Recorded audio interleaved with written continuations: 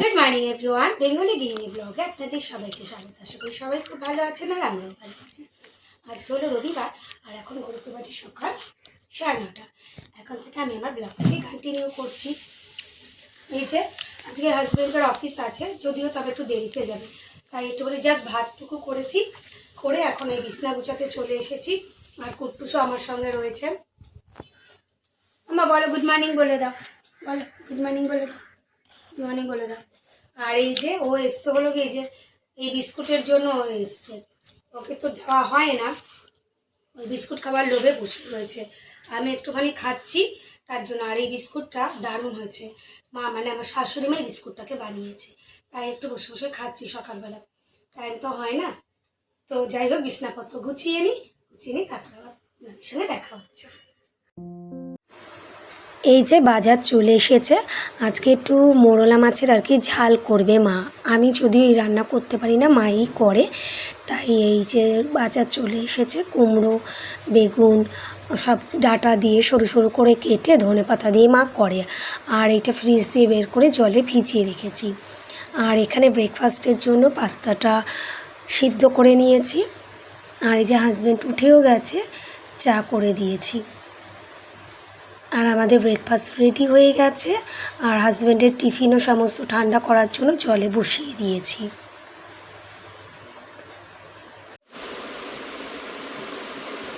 এই কামড়াবি না জুতো।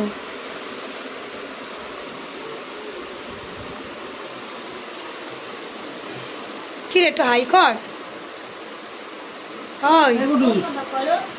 আরে তোকে বলছি রে, একটু তাকা।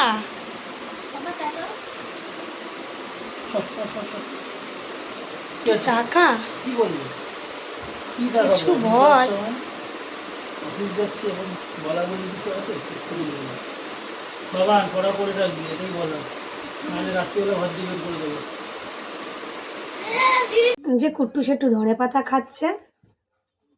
আর কুট্টুসে না হেটা এখন আউট অফ স্টক হয়ে গেছে। তো হে আনা হয়, অর্ডার দিয়ে তো আনা হয়, ও তো এমনি অন্য কিছু খায় না। আর এখন না এটা পাওয়া যাচ্ছে না বলে দুব্বা আনতে হচ্ছে। দুব্বা হলো গিয়ে যে ফুলের দোকান দিয়ে যে ওনাদেরকে বলা হচ্ছে, ওনারা দুব্বা দিয়ে যাচ্ছে, কিন্তু সেটা না খেতে চাইছে না। আর ওর না খুব কষ্ট হচ্ছে, কারণ যেটা যে খেয়ে আসছে এত বছর ধরে, বা দুব্বা উনি খেতে চাইছে না। ওনাকে দেওয়া হচ্ছে সবুজ কি ঘাস আর কি সবুজ, কিন্তু না সেগুলো না খেতে চাইছে না। তাই একটু খিদে খিদে থেকে যাচ্ছে। কী করবো, এখনও বেশ কদিন থাকতে হবে এরকমভাবেই খাওয়া দাওয়া করতে হবে।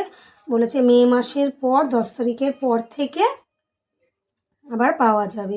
এই সময়টা আউট অফ স্টক হয়ে যায় প্রতি বছরই, কিন্তু এবছরটা না খেয়াল ছিল না যে তাহলে আমি এমনিতে 5 কেজি নিই প্রতি মাসেই, কিন্তু না ভুলেই গেছিলাম, খেয়াল ছিল না যে তাহলেও আরও 2টো প্যাকেট তুলে রাখতাম।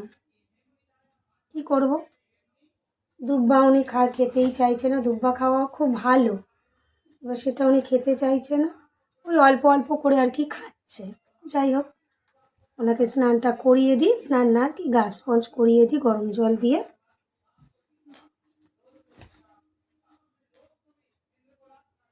এই যে আমার খাওয়া দাওয়া হয়ে গেছে, আমার থালা ফাঁকা, শুধু ছেলের এখনও হয়নি, ওর চলছে, ওর জন্য বসেই রয়েছি। এখন আর খাইয়ে দিই না, কারণ যেহেতু অনেক দেরি হয়। এখন নিজে নিজেই আমার সঙ্গে বসে খায়।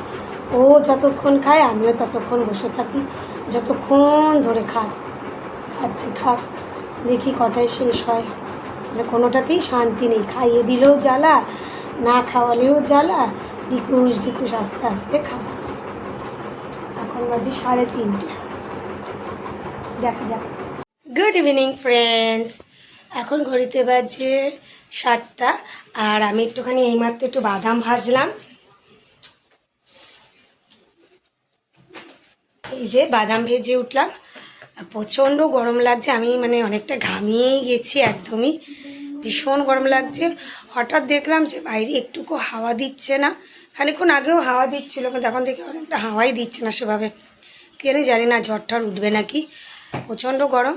তো যাই হোক, এই বাদামটা অনেকদিন ধরেই পড়েছিল, শাকটা একটু ভেজে নিলাম। আর ছেলে একটুখানি এখন পড়াতে বসবো, তাই ওকে পড়াটা করিয়ে নিই। এই যে আবার চলে এসেছি।